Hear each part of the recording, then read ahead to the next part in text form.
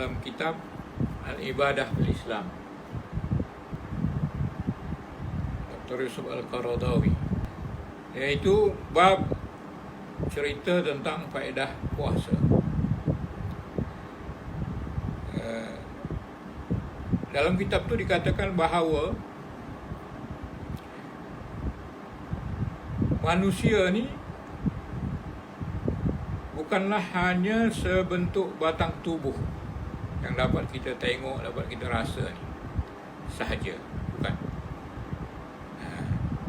Sebab kalau itulah manusia ni samalah dengan makhluk-makhluk lain. Ada kulit, ada tulang, ada darah dan sebagainya. Sedangkan manusia ni makhluk Allah Ta'ala yang istimewa. Jadi ada satu lagi di dalam batang tubuh kita ni, ada yang namanya makhluk Allah Subhanahu wa Ta'ala, iaitu dia makhluk Allah yang halus, istilah Arabnya latif. Kemudian dia Rabbani, rohani. Itu yang sentiasa kadang-kadang kita lupakan. Itulah nama dia roh.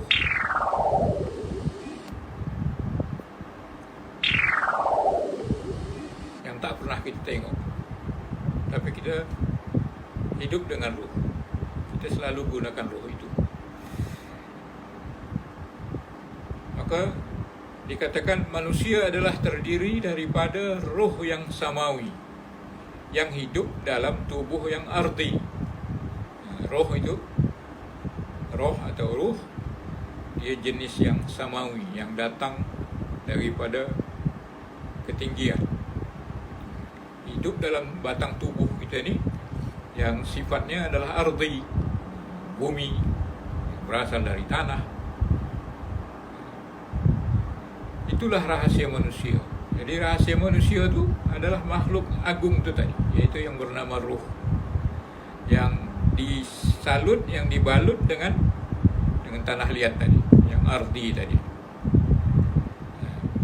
Dia berbentuk satu yang abstrak, tak nampak, robbani, rohani. Dengannya kita dapat berfikir, merasa. Dengannya kita dapat mentadbir urus bumi ini. Itulah rohani. Jadi kita ada dua lah. Manusia ni terdiri daripada jasmani dan rohani. Yang kita kadang-kadang selalu lupa yang rohani. Padahal dengannya kita dapat berfikir, kita dapat merasa. Kemudian kita dapat dengan ruh tu, yang hebatnya kita dapat menembusi kerajaan langit. Dan disebabkannya juga Allah perintah para malaikat untuk sujud kepada manusia, iaitu kepada Nabi Adam, disebabkan roh itu. Berbeza dengan syaitan, malaikat sujud, tapi iblis tak nak sujud sebab dia melihat yang ardi, yang tanah liat.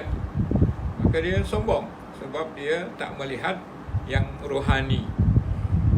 Jadi dia enggan sujud pada Adam sebab dia menganggap dia dari api, yang itu lebih mulia daripada wujudnya Adam tu daripada tanah. Okay. Allah Subhanahu wa Ta'ala berfirman, A'udzubillahi minasyaitonirrajim. Idz qala rabbuka lil malaikati inni khaliqun basharan min tin. Makna dia, ingatlah ketika Tuhanmu berfirman kepada malaikat, sesungguhnya aku akan menciptakan manusia dari tanah. Itu unsur manusia dari tanah yang ardi. Fa idza sawaituhu wa nafakhtu fihi min ruhi faqa'u lahu sajidin. Maka apabila telah kusempurnakan kejadian manusia itu dan kutiupkan kepadanya roh, itu unsur yang samawi tadi, yang unsur rabbani tadi. Kutiupkan kepadanya rohku atau roh ciptaanku, maka hendaklah kamu tersungkur. Qa'u berasal daripada waqa'a, dilamar dia qa'u, tersungkurlah kamu, terjerembablah kamu dalam keadaan bersujud kepadanya. Al-Quran surah Sad 71 dan 72. Jadi manusia itu ruh yang ulwi, ruh yang daripada ketinggian.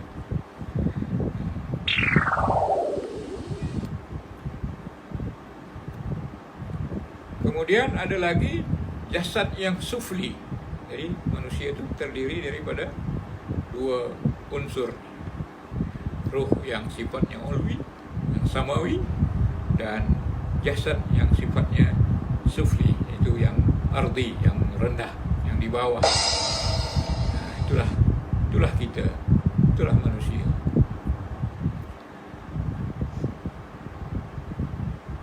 Jasad itu diumpamakan dalam kitab itu, kata jasad itu bagaikan rumah. Jasad kita ni bagaikan rumah bagi ruh itu. Sedangkan ruh itu adalah bagaikan penghuninya.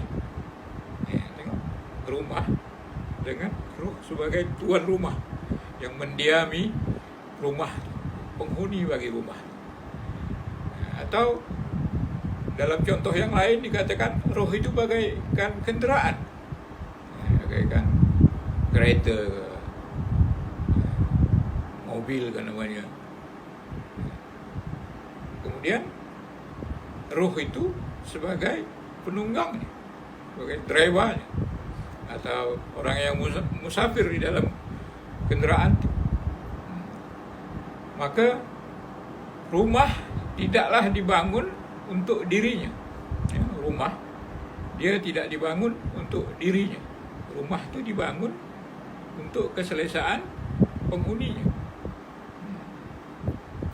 Jadi kalau kereta tadi macam tu juga. Ini contoh. Ini rumah, istana. Itulah badan kita. Jadi kalau badan ni sepatutnya untuk ruh yang punya rumah tu. Tapi kalau biasanya kita lupa, kita bina rumah cantik, megah macam ni, tapi tidak memperdulikan penghuni rumah, iaitu roh tadi. Jadilah penghuni rumah tu dalam keadaan, nah itu badan kita dianggap sebagai rumah istana tadi. Nah, sedangkan roh itu kita lupakan, dia bagaikan kecil, tak berguna, miskin, sakit, sebab hak dia tak diberikan. Kan bahayanya kita bila kita macam ni. Sebab itu hati-hati. Itulah seakan-akan roh tu terlantar, jadi apa namanya, orang asing di rumahnya sendiri. Jadi jangan jadi bodoh. Bila kita macam tu, kita jadi bodoh. Kita hanya mempedulikan dalam kehidupan ni badan kita, keperluan jasmani kita, keperluan rohani kita tak pedulikan. Maka roh tu jadi macam itulah, jadi seakan-akan, Atau kalau kita contohkan dengan kenderaan pun macam tu juga. Kenderaan dicipta bukan untuk dirinya. Jadi badan kita ni dicipta bukan sekadar untuk diri kita, tapi kenderaan itu dicipta untuk keselesaan penunggangnya. Jadi kalau kita contohkan dengan badan ni sebagai kereta, maka umpamalah itu kereta cantik, mahal, badan kita ni.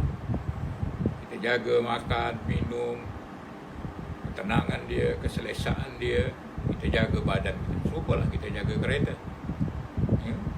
dengan ada airconnya, dengan hebatnya, tapi roh kita tersiksa.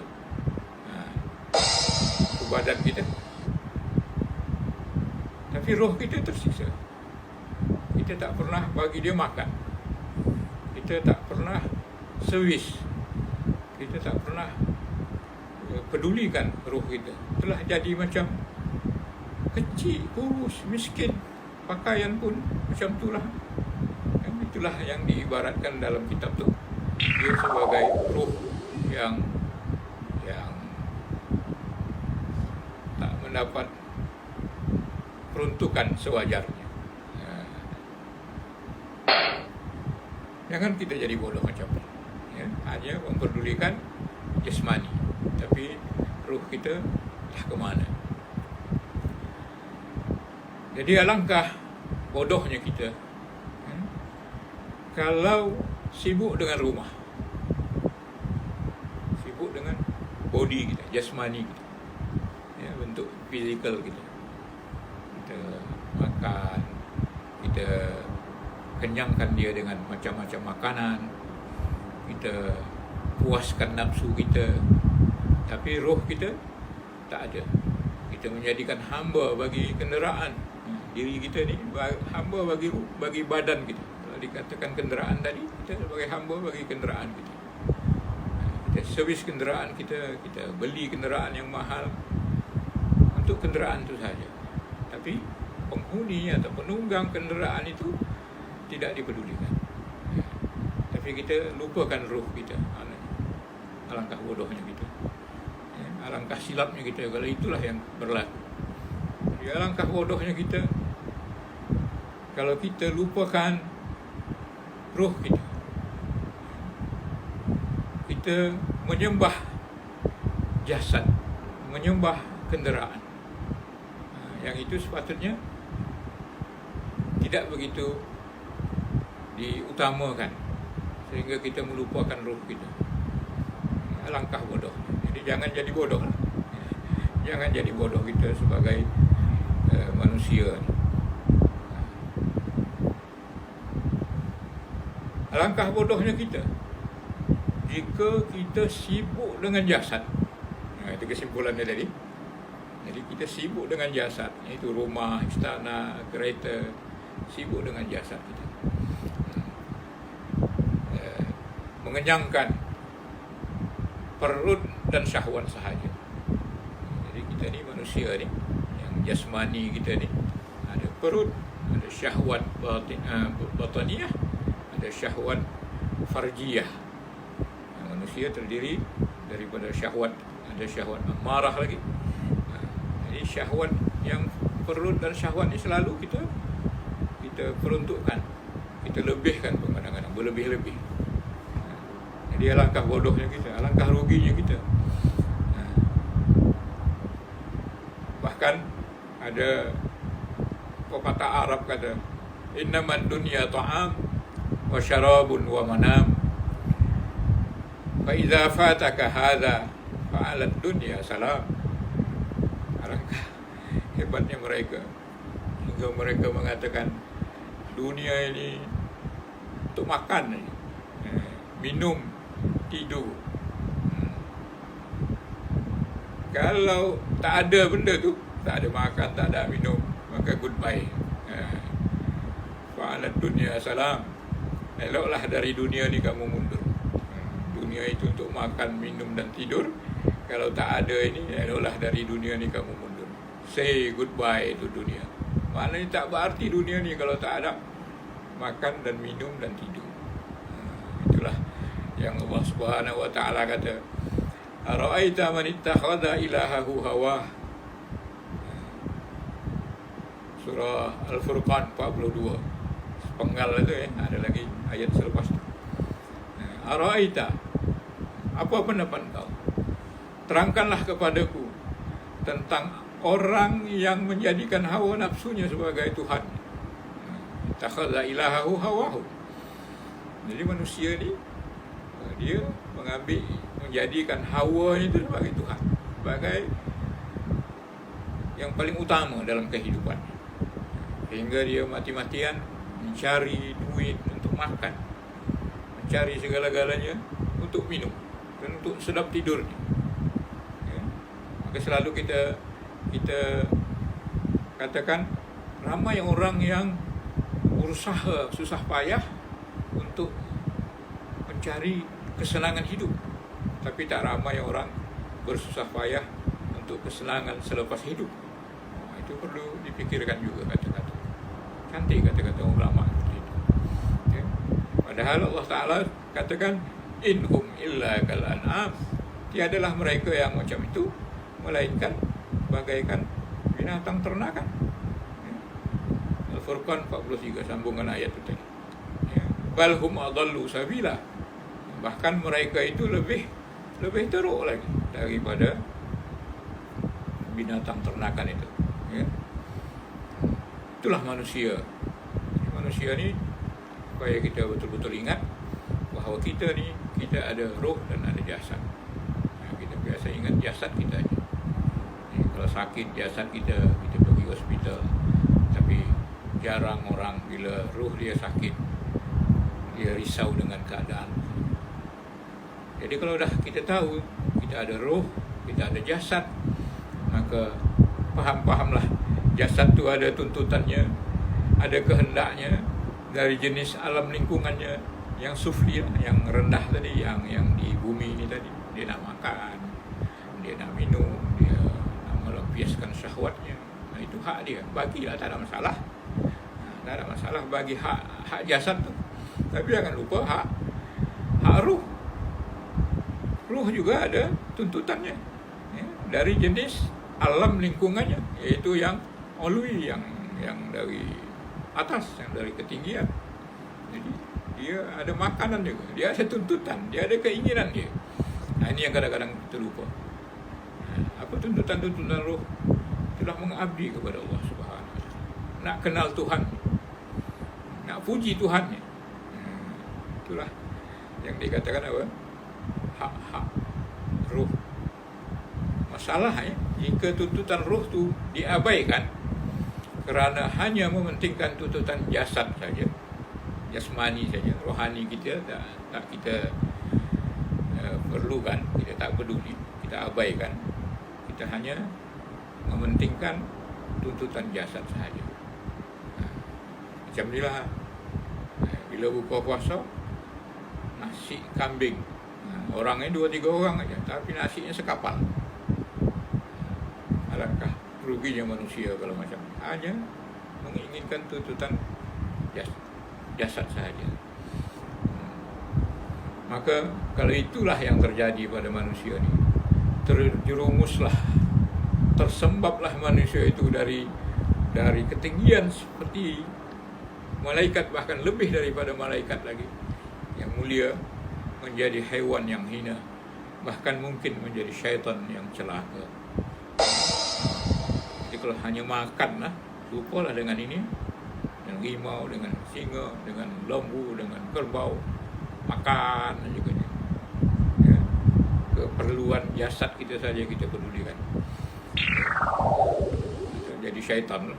Ya. Boleh juga jadi syaitan yang celaka. Sebab syaitan ni terjerumus ke lembah kehinaan. Ya. Maka tepatlah sebagaimana kata seorang penyair Muslim. Ada seorang penyair yang Muslim, kata-katanya ini tajam. Ya khadimal jismi kam tas'a li khidmatihi atatlubur ribaha mimma fihi al-khusranu.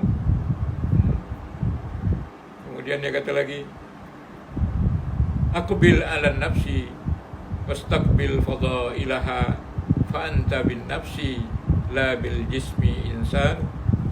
Oh, dalam makna ini, wahai khadam bagi jasad, berapa banyak engkau berusaha untuk berkhidmat, untuk servis jasad, badan.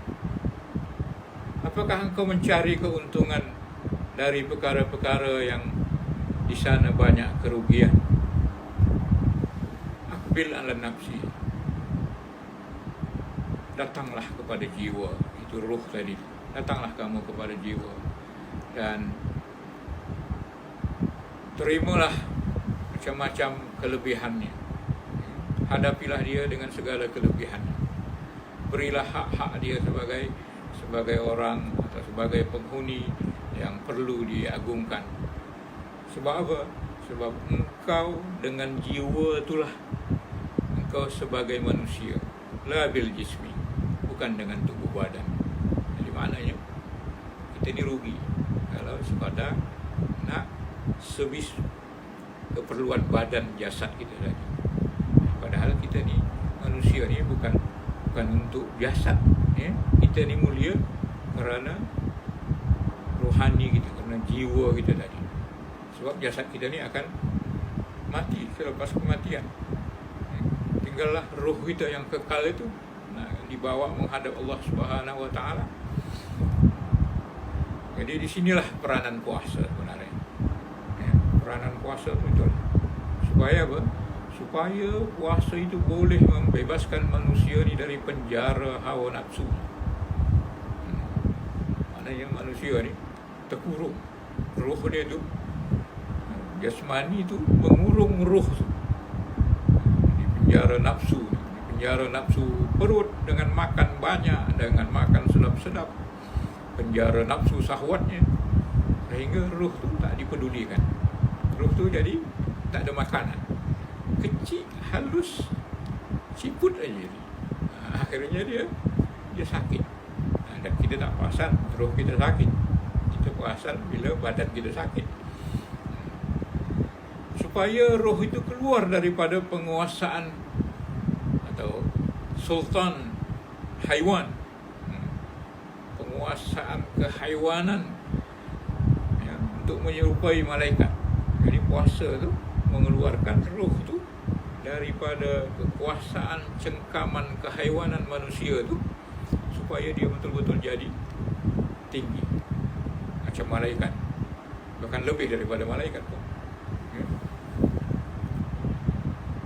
Tidak heranlah roh orang berpuasa boleh naik dan mendekat ke alam yang tinggi, ilal mala'il a'la, untuk mengetuk pintu-pintu langit. Bayangkan tu. Maknanya bila ruh tu berpuasa, bila manusia ni puasa, jadi ruh itu jadi hebat. Ruh tu berkuasa, tidak dikuasai oleh badan. Yang biasa kita ni kan, kalau tak puasa, nak makan. Aku nak makan, makan. Aku nak bersama isteri, tak bersama isteri. Roh tak ada puasa. Tapi bila kita puasa ni, roh yang mengatur. Nafsu kata nak makan, badan kita nak makan, roh kata tak boleh. Ada Tuhan, ada Allah Ta'ala. Jadi dia berkuasa masa puasa ni. Jadi dia menjadi raja sekarang.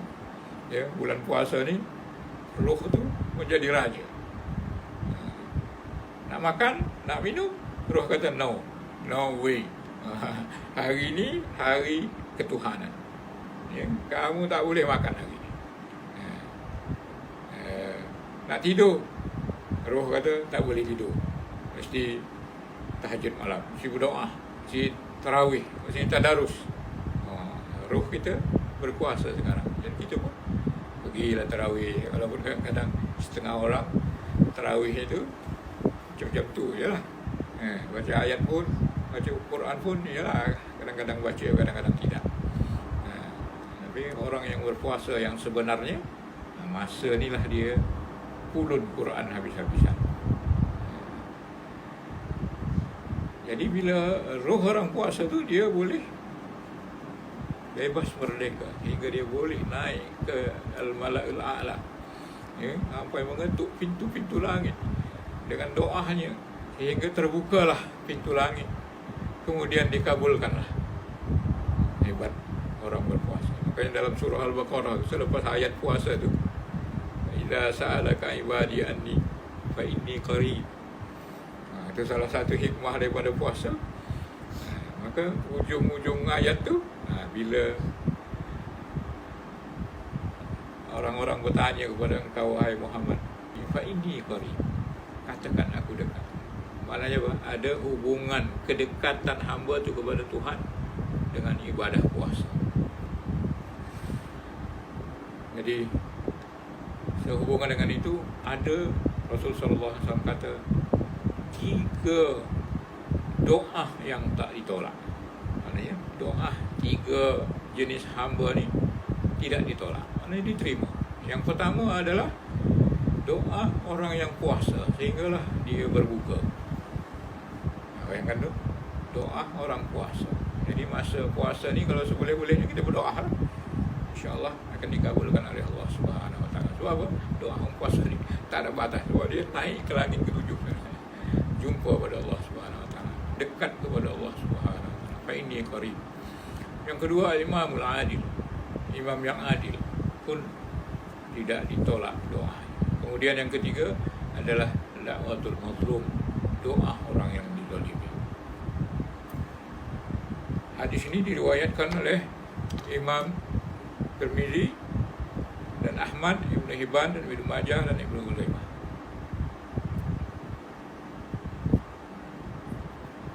Tiga doa yang tak ditolak. Itu terjemah. Orang puasa hingga dia berbuka, imam yang adil, tiga orang yang doa orang yang dizalimi. Okey, ingat sokmo. Apa yang perlu kita ingat sokmo ni? Sokmo ni bahasa Kelantan, makna dia seumur-umur. Macam itulah sokmo, agaknya lah. Sokmo, seumur-umur. Kita ada ruh yang perlu juga kepada makanan.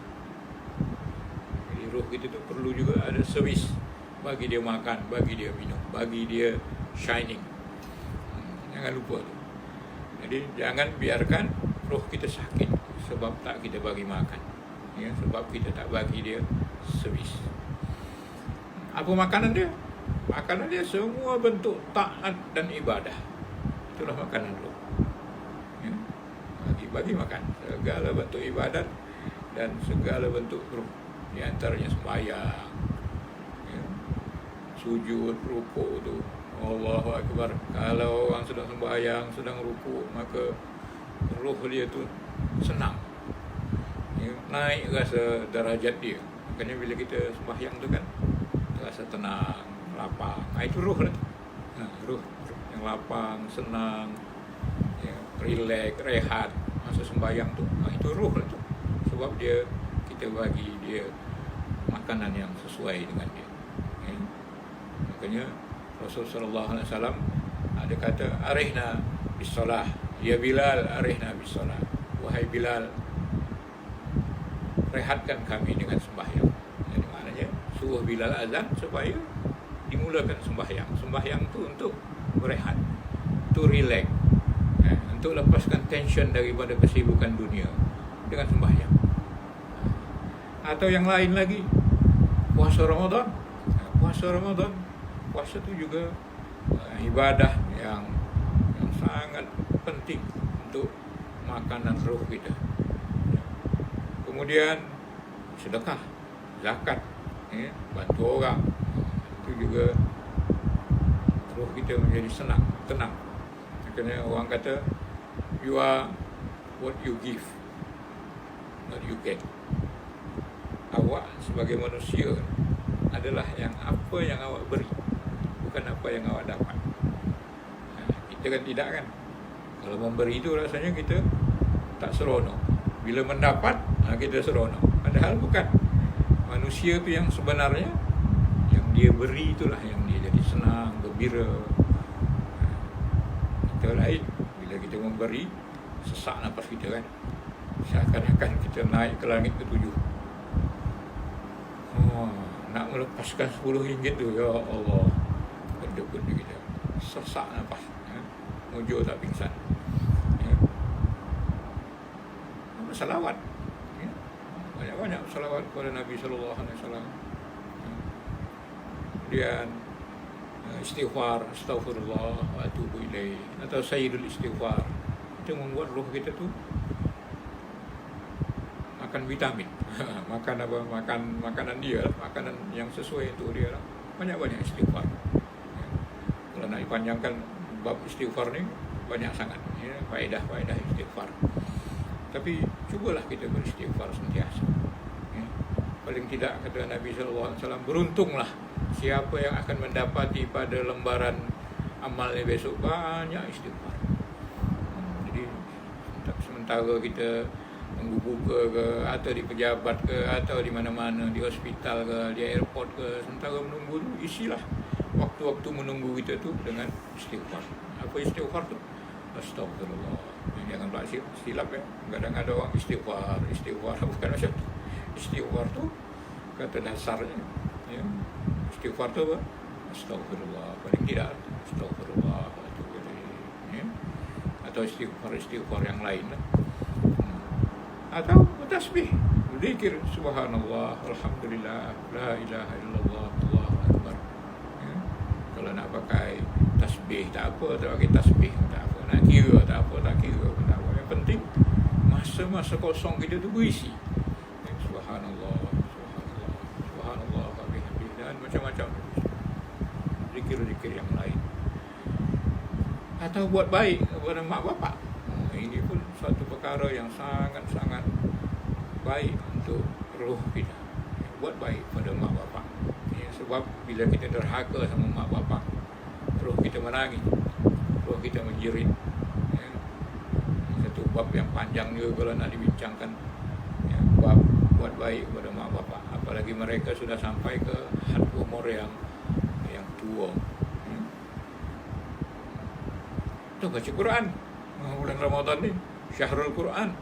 Kita bila Ramadan tiba, kita ingat apa?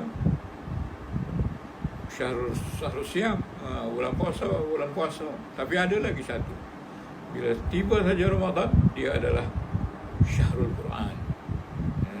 Jangan lupa, Ramadan adalah Syahrul Quran, maka banyak-banyak baca Quran. Ya. Kemudian lagi menolong orang. Itu tengok budak kecil pun pandai nolong orang. Ini juga satu perkara ibadah. Jadi ibadah tu bukan tinggal sembahyang saja, bukan duduk sejadah saja beribadah. Menolong orang, bermuamalah dengan orang baik, dengan cara baik, senyum dengan orang, itu pun ibadah. Tengok budak kecil tu dia tolong orang, mungkin ayah lah kot. Itulah ringkasan daripada apa yang saya baca dalam kitab Yusuf Al-Qaradawi itu. Faedah puasa. Apa faedah puasa? Dia taqwiyatul ruh, memperkasa ruh supaya dia mendapat tempat yang sewajarnya. Hadza billahi taufiq wal hidayah. Ila liqa'in jadid insyaallah. Wassalamualaikum warahmatullahi wabarakatuh. Jumpa lagi.